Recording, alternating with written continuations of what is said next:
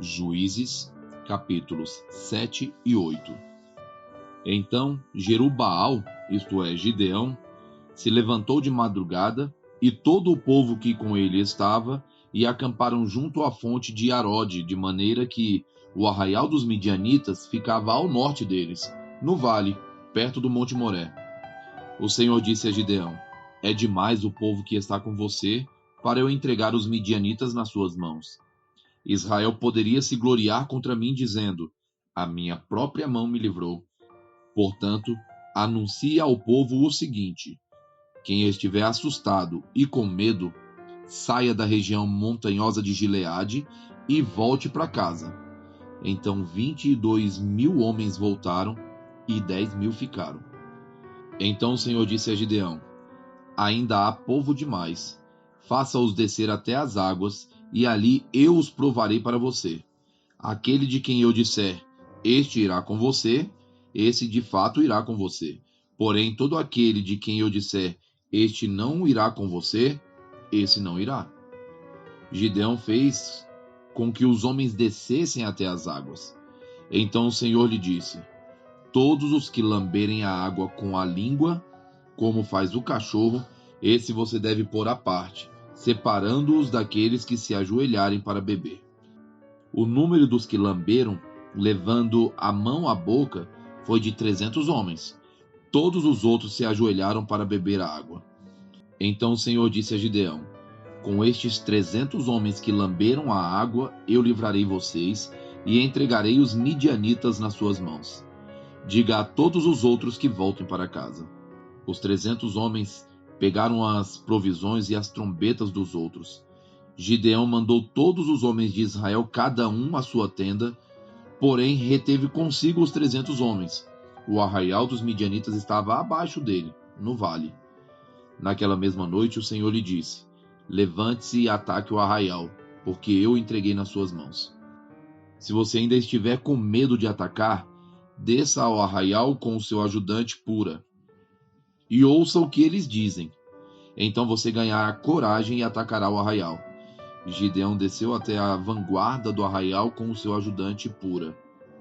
Os midianitas, os amalequitas e todos os povos do Oriente cobriam o vale como uma nuvem de gafanhotos. Os camelos deles eram uma multidão inumerável, como a areia que está na praia do mar. Quando Gideão se aproximou, eis que certo homem estava contando um sonho ao seu amigo. Ele dizia: tive um sonho. Eis que um pão de cevada vinha rolando dentro do arraial dos midianitas. Bateu contra a tenda, de maneira que esta caiu, se virou de cima para baixo e ficou estendida no chão. O amigo respondeu: isso não é outra coisa a não ser a espada de Gideão, filho de Joás, homem israelita. Deus entregou nas mãos dele os midianitas e todo este arraial. Quando Gideão ouviu o relato desse sonho e o seu significado, adorou a Deus. Voltou para o arraial de Israel e disse: levantem-se, porque o Senhor entregou o arraial dos midianitas nas mãos de vocês. Então repartiu os 300 homens em 3 companhias e entregou a cada homem uma trombeta e um cântaro vazio com uma tocha dentro dele. E disse-lhes: olhem para mim e façam como eu fizer. Quando eu chegar às imediações do arraial, assim como eu fizer, façam vocês também. Quando eu tocar a trombeta, e todos os que comigo estiverem, então vocês também tocarão a trombeta ao redor de todo o arraial e dirão: pelo Senhor e por Gideão. Gideão e os 100 homens que estavam com ele chegaram às imediações do arraial por volta da meia-noite, pouco tempo após a troca das guardas. Tocaram as trombetas e quebraram os cântaros que tinham nas mãos. Assim, as 3 companhias tocaram as trombetas e despedaçaram os cântaros. Seguravam a tocha na mão esquerda e a trombeta na mão direita e gritavam: uma espada pelo Senhor e por Gideão. E cada um permaneceu no seu lugar ao redor do arraial. todo o exército dos midianitas começou a correr, a gritar e a fugir. Ao soar das 300 trombetas, o Senhor tornou a espada de um contra o outro, e isto em todo o arraial, que fugiu na direção de Zererá, até Bet-Sita, até a divisa de Abel-Meolá, perto de Tabate. Então os homens de Israel, de Naphtali, de Azer e de todo o Manassés foram convocados e perseguiram os midianitas. Gideão enviou mensageiros a todas as montanhas de Efraim, dizendo: desçam para atacar os midianitas e impedir que eles passem pelas águas do Jordão até Bet-Bará. Assim, todos os homens de Efraim foram convocados, e eles cortaram a passagem dos midianitas pelas águas do Jordão até Bet-Bará. E prenderam 2 príncipes dos midianitas, Oreb e Zeeb. Mataram Oreb no rochedo de Oreb, e mataram Zeeb no lagar de Zeeb. Perseguiram os midianitas e trouxeram a cabeça de Oreb e a cabeça de Zeeb a Gideão, do outro lado do Jordão. Capítulo 8. Então os homens de Efraim disseram a Gideão: que é isto que você fez conosco? Não nos chamando quando foi lutar contra os midianitas? E discutiram fortemente com ele. Porém ele lhes disse: que mais fiz eu agora do que vocês? Não é fato que os poucos cachos de uvas deixados por Efraim são melhores do que toda a colheita de Abiezer? Deus entregou nas mãos de vocês os príncipes dos midianitas, Oreb e Zeeb. O que podiam fazer em comparação com o que vocês fizeram? Depois de ele dizer isso, abrandou-se a ira deles contra Gideão. Quando Gideão chegou ao Jordão, passou com os 300 homens que com ele estavam, cansados, mas ainda perseguindo os inimigos. E disse aos homens de Sucote: por favor, deem alguns pães para estes que me seguem, pois estão cansados. E eu vou ao encalço de Zeba e Salmuna, rei dos midianitas. Porém os chefes de Sucote disseram: será que você já tem Zeba e Salmuna em seu poder, para que demos pão ao exército que está com você? Então Gideão disse: por isso, quando o Senhor entregar Zeba e Salmuna nas minhas mãos, rasgarei a carne de vocês com espinheiros e outras plantas do deserto. Dali Gideão foi para Penuel e fez o mesmo pedido aos homens daquele lugar. Mas esses de Penuel lhe responderam como os homens de Sucote lhe haviam respondido. Por isso, também falou aos homens de Penuel, dizendo: quando eu voltar em paz, derrubarei esta torre. Ora, Zeba e Salmuna estavam em Carcor com os seus exércitos, uns 15.000 homens, todos os que restaram do exército de povos do Oriente, pois 120.000 homens que puxavam da espada tinham sido mortos. Gideão foi pelo caminho dos nômades, a leste de Noba e Jogbeá, e atacou aquele exército de surpresa. Zeba e Salmuna fugiram, mas Gideão os perseguiu. Ele prendeu os 2 reis dos midianitas, Zeba e Salmuna, e deixou todo aquele exército em pânico. Quando Gideão, filho de Joás, voltou da batalha pela subida de Heres, prendeu um moço de Sucote e lhe fez perguntas. E o moço deu por escrito o nome dos chefes e anciãos de Sucote, 77 homens. Então Gideão foi falar com os homens de Sucote e lhes disse: vejam, aqui estão Zeba e Salmuna, a respeito dos quais vocês zombaram de mim, dizendo: será que você já tem Zeba e Salmuna em seu poder, para que demos pão aos seus homens cansados? E prendeu os anciãos da cidade, pegou espinheiros e outras plantas do deserto, e com eles deu severa lição aos homens de Sucote. Derrubou a torre de Penuel e matou os homens da cidade. Depois perguntou a Zeba e a Salmuna: como eram os homens que vocês mataram em Tabor? E eles responderam: como você, assim eram eles. Cada um se parecia com um filho de rei. Gideão disse: eram meus irmãos, filhos de minha mãe. Tão certo como vive o Senhor, se vocês os tivessem deixado com vida, eu não mataria vocês. E disse a Jéter, seu primogênito: levante-se e mate-os. Porém o moço não arrancou da sua espada, porque teve medo, pois ainda era jovem. Então Zeba e Salmuna disseram: venha você mesmo e nos mate, pois o homem é conhecido por sua valentia. Gideão foi, matou Zeba e Salmuna e pegou os ornamentos em forma de meia-lua que estavam no pescoço dos camelos deles.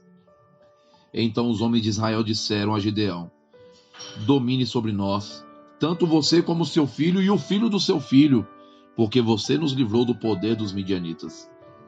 Porém Gideão lhes disse: não dominarei sobre vocês, nem tampouco meu filho dominará sobre vocês. O Senhor Deus dominará sobre vocês. E Gideão continuou: mas quero fazer um pedido, que cada um de vocês me dê as argolas do seu despojo. É que os midianitas tinham argolas de ouro, pois eram ismaelitas. Então eles responderam: de bom grado as daremos. E estenderam uma capa, e cada um deles colocou ali uma argola do seu despojo.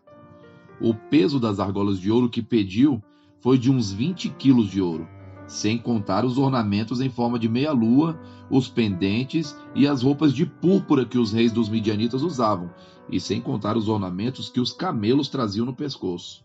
Disso Gideão fez uma estola sacerdotal e a pôs na sua cidade em Ofra. E todo Israel se prostituiu ali adorando essa estola. E isso veio a ser um tropeço para Gideão e toda a sua casa.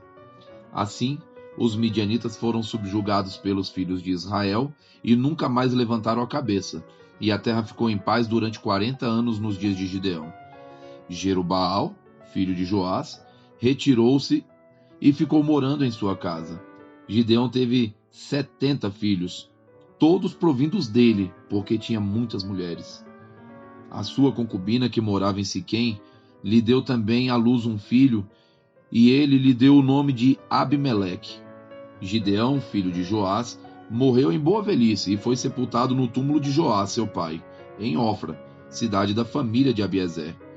Depois que Gideão morreu, os filhos de Israel voltaram a se prostituir com Baalins e puseram Baal-Berite por Deus.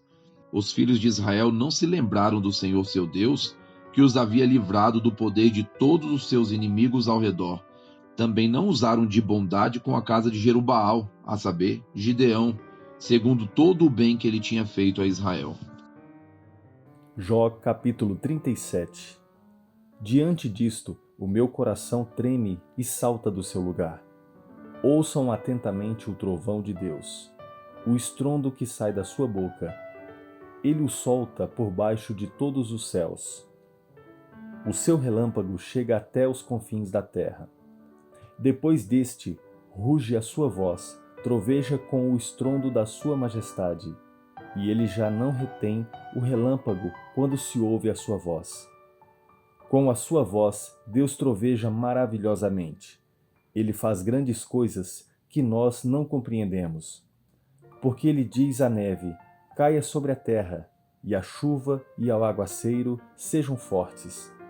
Assim ele torna inativas as mãos de todos, para que reconheçam as obras dele. Os animais entram nos seus esconderijos e ficam nas suas cavernas. De suas recâmaras sai a tempestade e os ventos fortes trazem o frio. Pelo sopro de Deus se dá a geada, e uma grande extensão de água congela. Carrega de umidade as densas nuvens, e do meio delas irradia o seu relâmpago.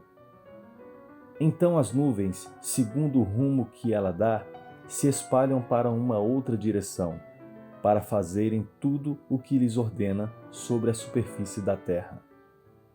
E tudo isso ele faz vir para a disciplina, se convém à terra ou para exercer a sua misericórdia.